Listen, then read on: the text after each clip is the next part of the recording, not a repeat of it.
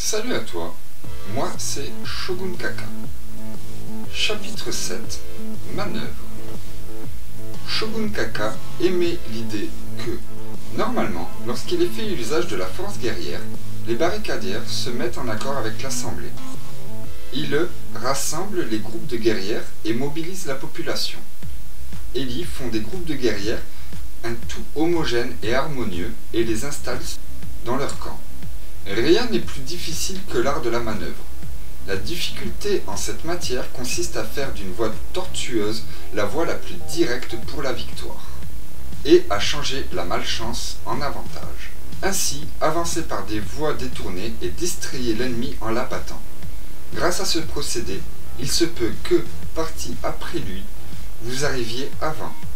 Qui est capable d'agir ainsi comprend la stratégie du direct et de l'indirect.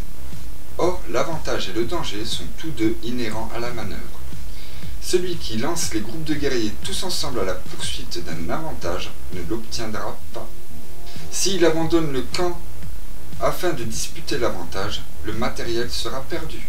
Il s'ensuit que, lorsqu'on se met en route à grande allure, ne s'arrêtant ni jour ni nuit, et que l'on parcourt 100 km en brûlant une étape sur deux, les barricadières de l'avant-garde, du corps et de l'arrière-garde seront capturés, car les groupes de guerrières robustes arriveront les premières et les faibles traîneront derrière en débandade.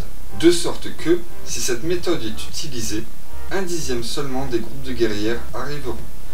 Si l'on progresse par une marche forcée de 50 km, les barricadières de l'avant-garde tomberont et seule la moitié des guerrières arrivera.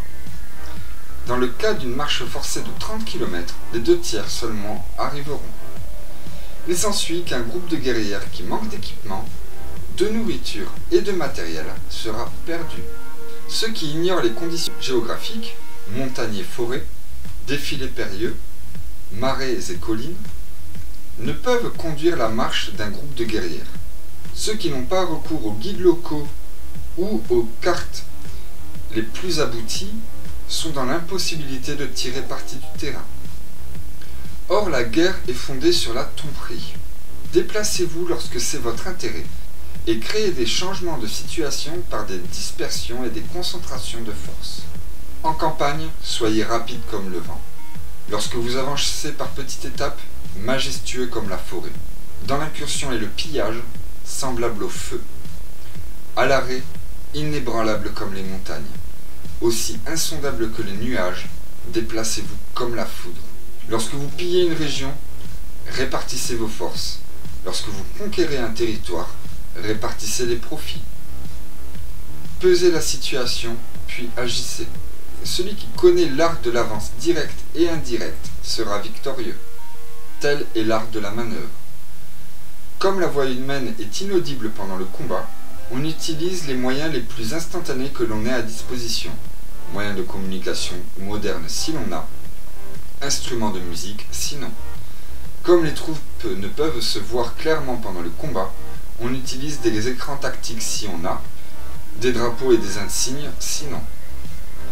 Or, les moyens de communication et d'identification sont utilisés pour faire converger en un point l'attention des troupes. Lorsque les troupes peuvent être unies de cette façon, le brave ne peut avancer seul, ni le poltron reculer. Tel est l'art de conduire une armée. Pour le combat de nuit, utilisez les visions alternatives si vous en avez. Un grand nombre de torches et de tambours sinon. Pour le combat de jour, utilisez un écran tactique par groupe de guerriers si vous en avez. Un grand nombre de drapeaux et d'emblèmes sinon, afin de frapper les yeux et les oreilles de vos troupes. Or, il peut arriver qu'un groupe de guerrières soit dépouillé de son moral, et ses barricadières privées de leur courage. Le matin de bonne heure, on se sent plein de fougue. Au cours de la journée, le zèle se ralentit, et le soir, les pensées se tournent vers le pays. Et c'est pourquoi les spécialistes de l'art guerrier évitent l'ennemi lorsqu'il est ardent. Ils l'attaquent lorsqu'il est amolli, et que ces guerrières ont le mal du pays. Voici ce qu'on appelle avoir en main le facteur esprit. Près du champ de bataille, ils attendent un ennemi qui vient de loin. Au repos, un ennemi épuisé. Avec des groupes de guerrières bien nourris, ils attaquent des groupes de guerrières affamées. C'est ce qui s'appelle avoir en main le facteur condition matérielle. Il n'attaque pas un ennemi dont les formations s'alignent dans un ordre impressionnant. C'est ce qui s'appelle avoir en main le facteur opportunité. Lorsque l'ennemi fait semblant de fuir, ne poursuivez pas. N'attaquez pas ses troupes d'élite. Ne vous jetez pas goulûment sur les appâts qui vous sont offerts. Ne barrez pas la route à un ennemi qui regagne ses foyers. À un ennemi cerné, il faut laisser une issue. Ne poussez pas un ennemi aux abois. Voici comment il faut conduire les groupes de guerrières. En espérant que vous me lâchiez un petit like, je vous invite à venir vous abonner sur ma chaîne YouTube Lumière sur un cagoulé pour pouvoir suivre la prochaine fois où je mettrai en lumière un cagoulé. Allez, ciao, bye bye.